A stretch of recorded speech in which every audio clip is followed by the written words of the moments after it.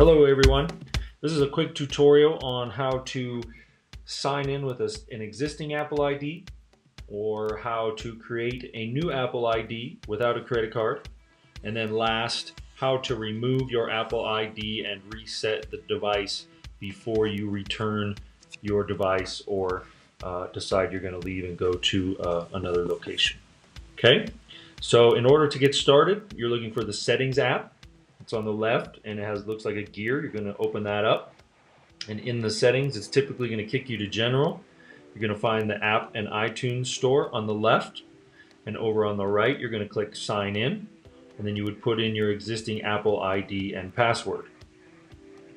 Now if you don't have an Apple ID or password, instead of going to the settings, you're going to go to the App Store. So it's the blue A, or the blue square with the white A in it and the number 5 there for me, and I'm going to click on that.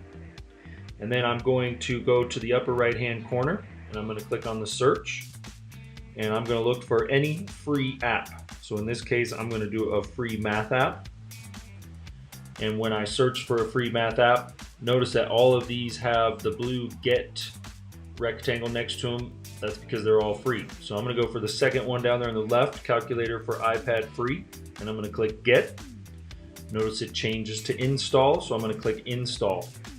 Now it's going to ask me to use an existing Apple ID or create a new one. I'm going to click create a new Apple ID. I'm going to go in and choose my country.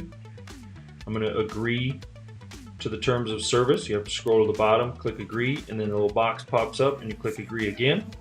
And then here's where you'll create your Apple ID. You can put in your APS email address if you'd like, or a different email address. It's entirely up to you. Create a password. Notice the password restrictions there. It needs to be 8 characters, including a number and an uppercase letter and a lowercase letter, etc. You're going to need to choose 3 security questions and answers. You do not have to choose a rescue email if you don't want to. Put in your date of birth, and then also choose if you want to subscribe. I recommend unsubscribing to these things because you're going to get multiple emails.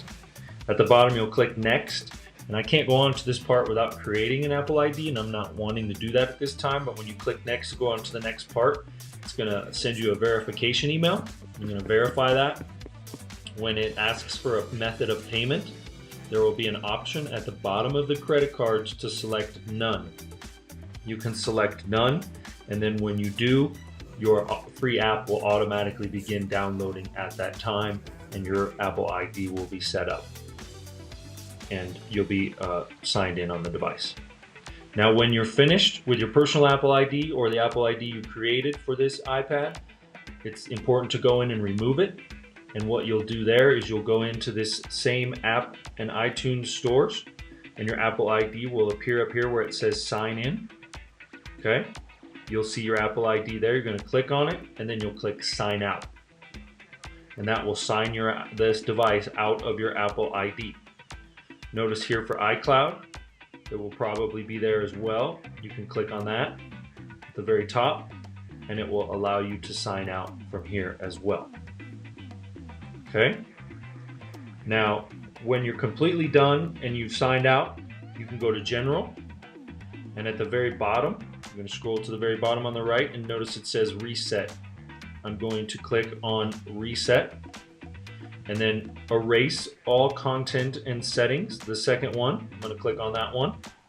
If you have a passcode, you're going to put in your passcode, and it's going to erase the iPad, and the iPad will look brand new, like it's a brand new iPad ready to go without any of your information on it.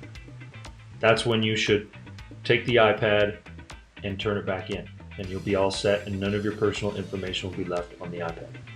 Okay, hope this helps. If you have any questions, please contact your EdTech coach. We're here to help you at any time.